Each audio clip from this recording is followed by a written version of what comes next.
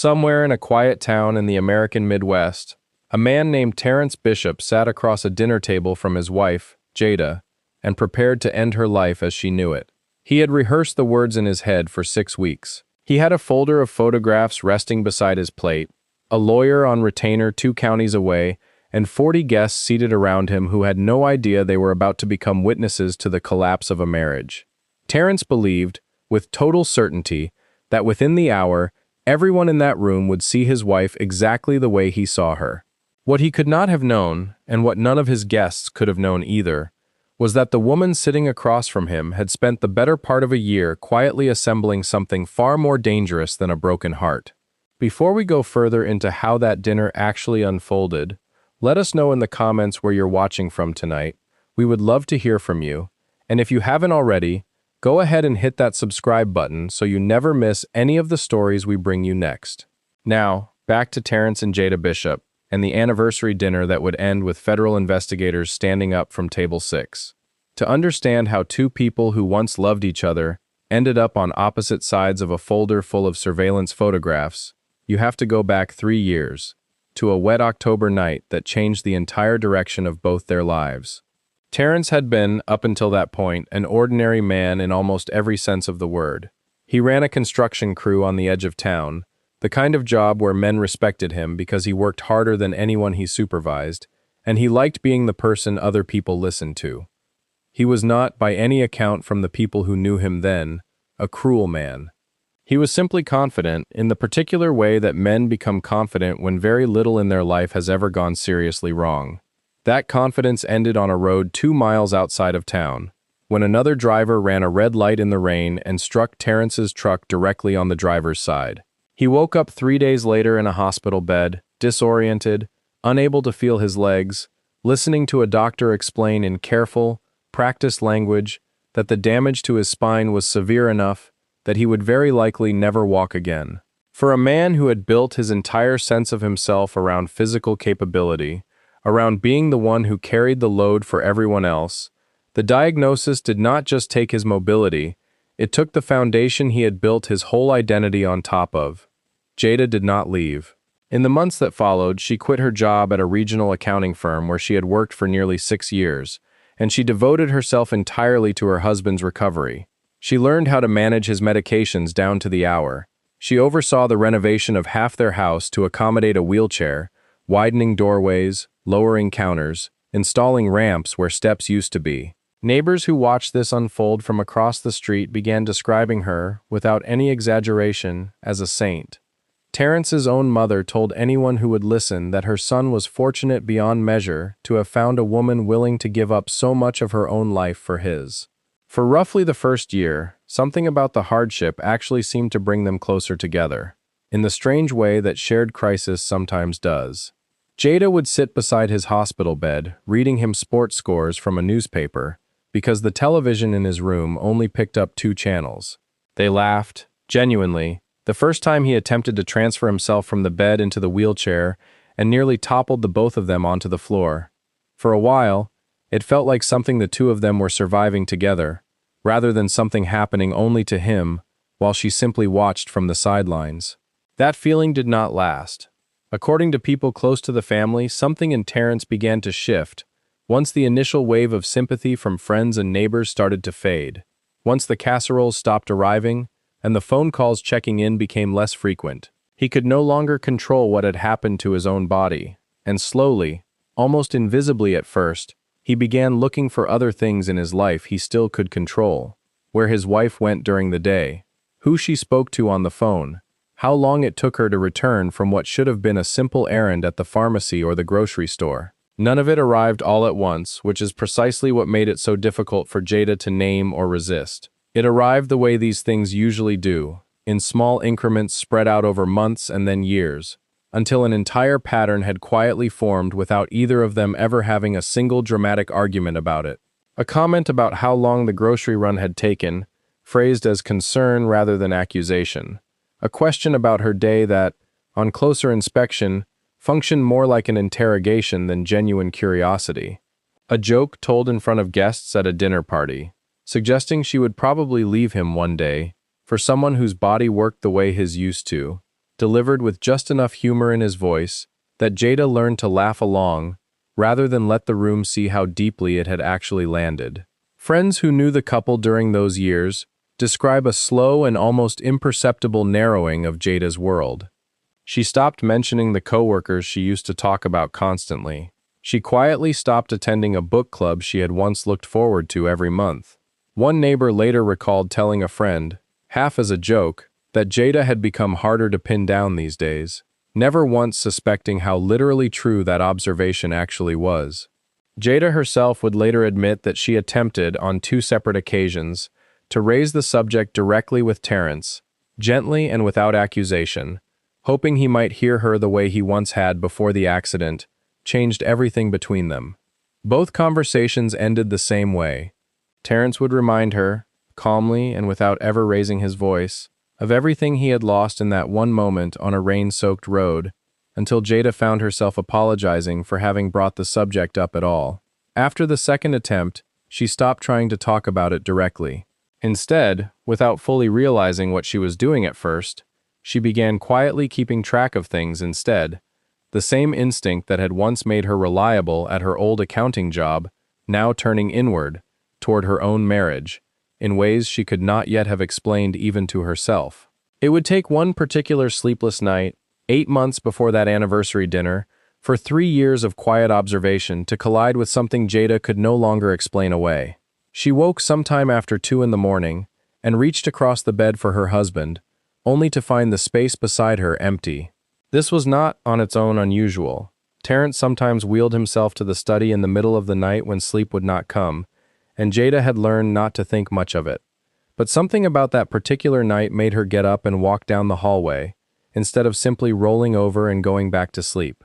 She found a thin line of light beneath the study door, and when she pushed it open just far enough to look inside, what she saw stopped her cold in the hallway. Her husband was standing, both feet flat against the floor, one hand braced against the edge of the desk for balance, reaching toward a shelf that had always been too high for him to reach from a seated position. He held that posture for only a few seconds before lowering himself carefully back into the chair beside him, unaware that anyone had seen him at all. Jada backed away from the door without making a sound, and returned to bed, where she lay awake until morning trying to convince herself that she had simply misjudged the angle, or imagined the whole thing in the darkness. That explanation did not hold for very long. Over the following weeks, Jada began paying closer attention to details she had previously overlooked or simply never thought to question. The way Terrence occasionally shifted his weight in the wheelchair in ways that did not seem consistent with someone who had lost all feeling below the waist. The muscle tone still visible in legs that, according to every doctor's report she had read over the past 3 years, should have wasted away significantly by now. An offhand comment from his physical therapist, mentioned almost in passing during a routine visit, remarking that Terrence's engagement with certain mobility exercises seemed unusually strong given the severity of his documented diagnosis. For a brief period, Jada actually tried to find an innocent explanation for what she had seen, researching quietly on her own late at night after Terrence had gone to sleep. She learned that partial and unexpected recovery does occur in rare spinal injury cases, and that some patients conceal this kind of progress out of fear, confusion, or shame about what it might mean for the identity they have built around their diagnosis. For a short while, she almost let herself believe that might be the explanation, that perhaps Terrence himself did not fully understand or accept what was happening inside his own body. That theory lasted roughly 3 weeks, until Jada noticed something that no longer fit an innocent explanation of any kind. Terrence was not confused about what was happening to him. He was managing it, carefully and deliberately, choosing specific doctors to see and specific questions to avoid entirely. She noticed that his appointments had quietly shifted, over the past 1.5 years, from a well-regarded specialist near their home to a doctor whose office sat an hour outside of town. In a small practice, Jada had never once been invited to visit alongside him. Rather than confronting her husband directly with what she suspected, Jada made a decision that would come to define nearly everything that happened afterward. She had spent 3 years learning precisely what unfolded whenever she pushed back against Terrence's version of events inside their own home, and she was not willing to risk tipping her hand before she had something concrete enough that no one, including Terrence himself, could simply talk their way around. She decided, quietly and without telling a single soul in her immediate circle, to find proof before she said a single word to anyone. Through a former coworker from her days at the accounting firm, a woman named Denise who mentioned almost in passing that her own cousin had gone through something similar involving a workers' compensation claim, Jada found her way to a man named Malcolm Reed, a licensed fraud investigator who specialized in exactly this kind of case. For months afterward, twice a week, the two of them met at a small coffee shop roughly 20 minutes outside of town, far enough from Millhaven that neither of them was likely to run into anyone who might recognize her. Jada brought binders filled with financial records, insurance disbursement statements, physical therapy invoices, and mileage logs pulled directly from her husband's car. What neither Jada nor Malcolm realized at the time was that someone else had already begun watching those same meetings and had already started drawing a very different and far more damaging conclusion about what they meant. It was Terrence's sister Denise who first noticed the pattern. Denise had never fully warmed to her brother's wife, carrying a resentment toward Jada that she had always dressed up, even to herself, as concern for her brother's well-being. One evening, while helping Terrence with a load of laundry, she mentioned almost casually that she had seen Jada getting into a gray sedan with an unfamiliar man near the pharmacy, and that Jada had not returned home again for nearly 3 hours. That single comment was enough to send Terrence down a very different path than the one his wife was already walking. That same night, after Jada had gone to sleep, Terrence wheeled himself into the study and opened her laptop, a device she had never bothered to protect with a password, because in 3 years of marriage, she had never once given him a reason to go looking through it. He found a calendar filled with unmarked appointments on Tuesday and Thursday afternoons, and a handful of text messages from a contact saved only under the single letter E. One message in particular stopped him completely, a short line asking whether Thursday would work at the same time as before, and reminding her to bring the folder from their last meeting. For a man who had spent 3 years steadily losing control over nearly every part of his own life, that single message felt like more than enough confirmation. Over the following weeks, Terrence began quietly documenting everything himself, keeping a small notebook of dates and times in the drawer of his own nightstand, the irony of which never once occurred to him. Eventually, watching and recording was no longer enough for him, and he made the decision to hire a private investigator named Curtis Hayes, a man whose advertisement he had found in the back pages of the local newspaper, paying him entirely in cash to begin quietly following his own wife.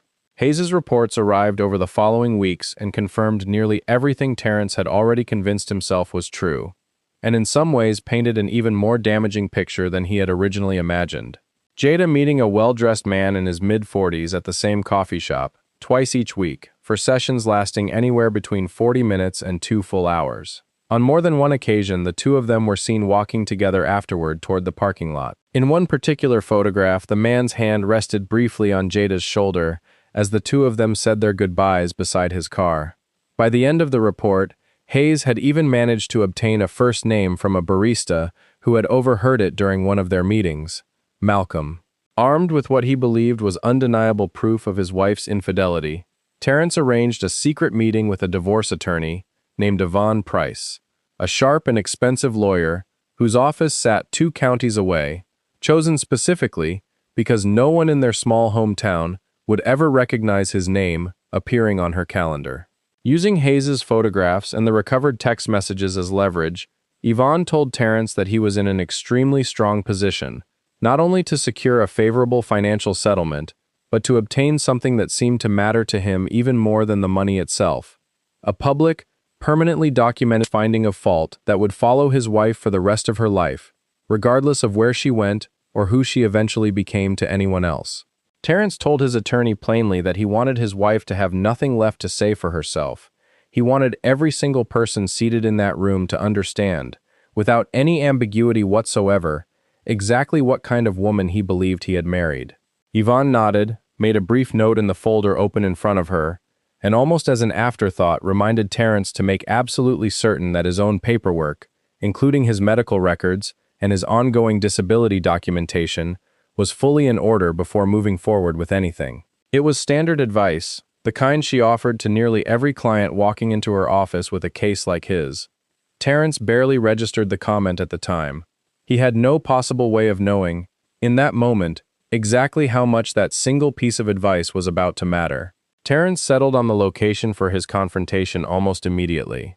Their 5th wedding anniversary, a dinner he knew Jada was already planning to host for roughly 40 guests, including close friends, several of his former co-workers from before the accident, his own mother, and his sister Denise. He had no interest in confronting his wife privately at home, where she might soften the moment with tears, or where some remaining piece of him might still feel the old pull to forgive her the way he once would have before any of this happened. He wanted witnesses. He wanted an entire room full of people who would carry the story forward on his behalf for years to come, ensuring that Jada would never again have the ability to control how anyone in their shared community saw her. In the 6 weeks leading up to that dinner, Terrence rehearsed the exact wording of his toast obsessively, in the shower, during physical therapy sessions he no longer strictly needed, and lying awake at 3 in the morning beside a wife who had no idea what was coming for her.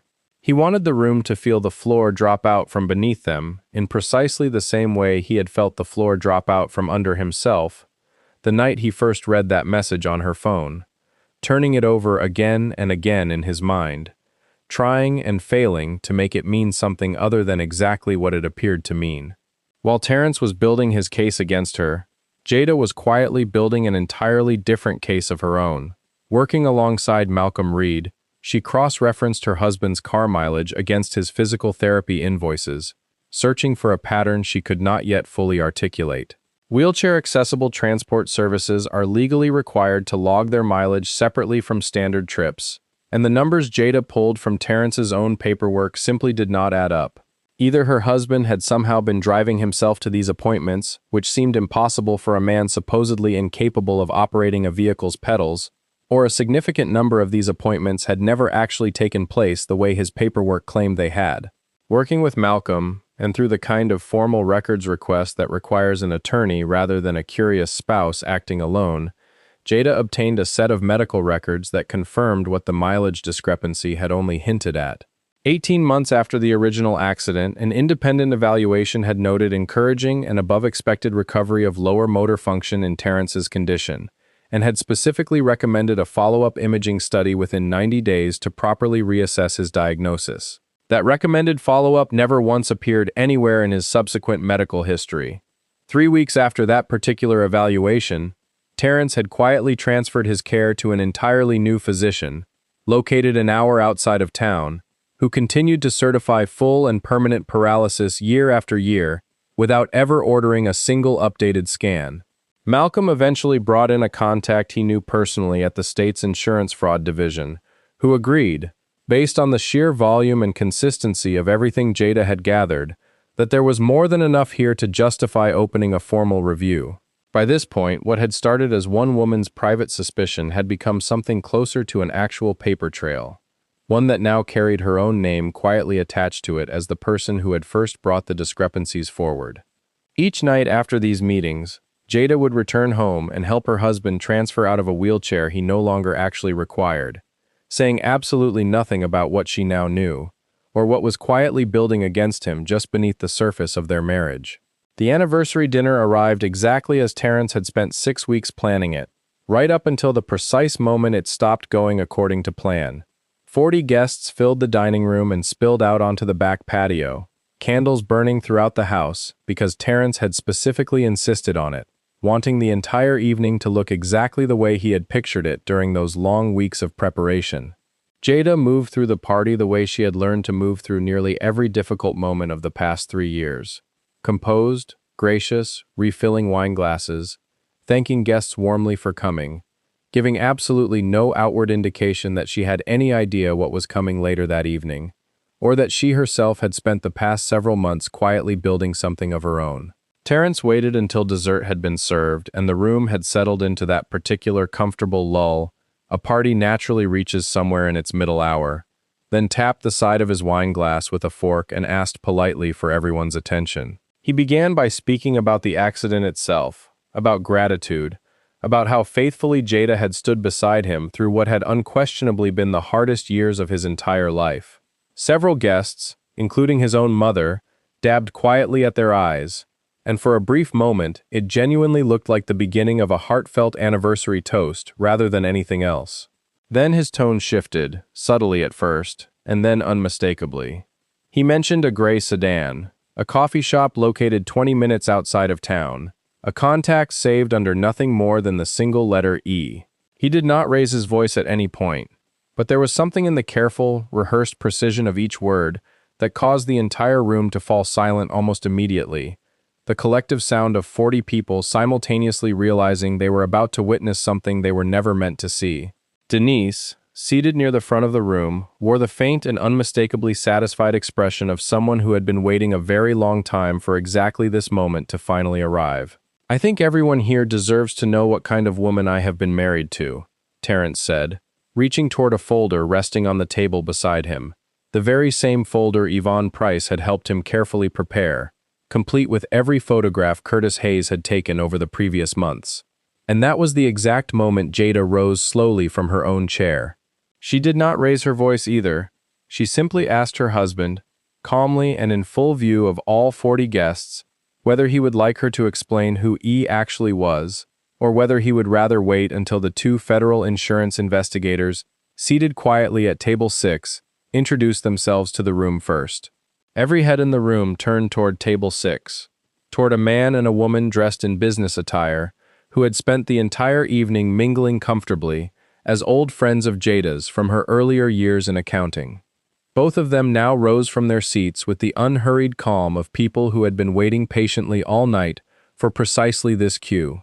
For Denise, the moment landed very differently than it did for anyone else seated at that table. Guests would later describe watching her face go pale, her wine glass frozen halfway to her mouth, as she slowly began to understand that the story she herself had helped set into motion months earlier was about to end nothing at all like she had originally imagined it would.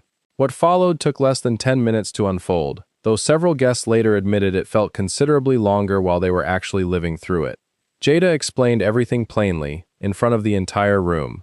The 2:30 in the morning discovery 8 months earlier, the mileage records that never quite added up, the medical files documenting a recovery Terrence had spent over a year quietly concealing from nearly everyone in his life, Malcolm's true profession, and the real reason behind every single one of those coffee shop meetings that Curtis Hayes had spent weeks photographing under an entirely mistaken assumption. Months of carefully compiled evidence, built almost entirely from documents Terrence himself had left careless and unprotected, in much the same way he had once left his own laptop unlocked, never once imagining that his own wife might be the one going through it instead of the other way around. The two investigators seated at table 6 confirmed, in the flat and procedural tone of people accustomed to delivering unwelcome news, that a formal review into Terrence Bishop's disability claim had already been underway for the past 6 weeks, based entirely on evidence submitted through proper legal channels by his own wife. They noted, almost as an aside, that the evening's gathering, attended by numerous witnesses including Terrence's own family, had simply provided a convenient and fully public opportunity to observe him firsthand, in a setting where any later claim of surveillance manipulation would be extremely difficult to argue. Terrence did not deny a single word of it. He never actually had the opportunity to. In the stunned silence that followed, before anyone in that room quite knew what to do with their hands or where to direct their eyes, he did the one thing that finally made the entire situation impossible for anyone present to misunderstand. He stood up from his wheelchair, both feet flat against the floor, no hesitation whatsoever, no visible strain of any kind, the same easy and entirely unconscious movement of a man who had simply forgotten, for one single unguarded second, beneath the weight of everything collapsing around him at once, that he was not supposed to be capable of doing that anymore, in front of anyone. Nobody in that dining room said a single word for what felt like an extraordinarily long moment. Denise's face had gone the exact color of the white tablecloth spread out in front of her. Terrence's own mother sat with one hand pressed tightly over her mouth, staring at her son standing upright for the first time in 3 years, in front of the very same guests he had gathered specifically to watch him destroy his wife's reputation instead. What happened over the following months unfolded far more quietly than that single dramatic evening ever suggested it might. Terrence was formally charged the following spring with insurance fraud, facing both state and federal counts given the scale and duration of the fraudulent payments he had collected. His attorney, Yvonne Price, withdrew from representing him within a single week of that anniversary dinner. Citing a conflict of interest, she was under no obligation to explain any further. When the divorce itself was finally finalized, it looked absolutely nothing like the version Terrence had spent 6 long weeks carefully designing in his own mind. With documented fraud, 3 years of controlling behavior now entered permanently into the legal record through Jada's own testimony, and a felony conviction still pending against him, the favorable settlement Yvonne had once promised her client evaporated completely, replaced instead by a division of assets that left Terrence with considerably less than he had ever possessed before any of this began. Denise stopped speaking to her own family entirely, for the better part of a year afterward, apparently unable to reconcile what she had personally witnessed that night with the version of events she had spent 3 long years quietly believing about her brother's marriage. Jada moved out of the house within a single month, into a small apartment across town that belonged entirely to her, furnished gradually with pieces she chose without once calculating how anyone else might react to them. She continued working, eventually, in a limited consulting capacity for Malcolm Reed's investigative firm, reviewing financial documentation on other suspected cases of fraud, work that felt to her, she later admitted to a close friend, less like an ordinary job and more like living proof that the instincts she had spent 3 years being quietly taught to distrust had actually been right all along. Jada ran into Terrence exactly once after their divorce was finally finalized, entirely by chance. Inside a pharmacy, neither of them had any particular reason to expect the other one in. He was walking, entirely unremarkably, the way anyone might walk casually down a pharmacy aisle on an ordinary afternoon, and for a long moment neither of them said a single word to the other. It was Terrence who finally broke the silence first, asking quietly whether she had known the entire time. Jada considered the question for longer than it probably deserved, before finally answering him honestly. Not the entire time, she told him, just long enough to stop being afraid of whatever she might eventually find, if she simply kept looking. She still finds herself thinking every so often about those 8 long months stretched between the night she first saw her husband standing upright in that study and the night at their own anniversary party when the entire room finally understood exactly what she had already understood for months beforehand. Friends who know the full story have asked her, more than once, whether it was difficult keeping something like that entirely to herself for so long. She usually tells them the truth. It was the very first time in 3 years of marriage that she had kept something only for herself, and strange as it might sound to anyone else hearing it, that fact alone was part of what made those 8 months bearable to live through. Here is what tends to stay with people long after they first hear this particular story. For 3 full years, Terrence Bishop controlled nearly every version of events unfolding inside that house, deciding on his own what counted as suspicious behavior, what counted as loyalty, and whose account of reality got believed first whenever the two of them disagreed. And in the end, it was not a single dramatic confrontation that finally brought him down. It was a folder, quiet, patient, and methodically assembled over months, built in almost exactly the same careful manner he had once used to assemble his own case against her, except that everything inside hers happened to be true. If this story kept you watching until the very end, let us know in the comments what you would have done in Jada's position, faced with the exact same choice she was faced with 8 months before that dinner. Would you have confronted your husband the very night you first saw him standing on his own 2 feet? Or would you have done exactly what she did, and waited patiently until you had proof that no one in the room could possibly argue against? And if you found yourself completely hooked by tonight's story, make sure you are subscribed.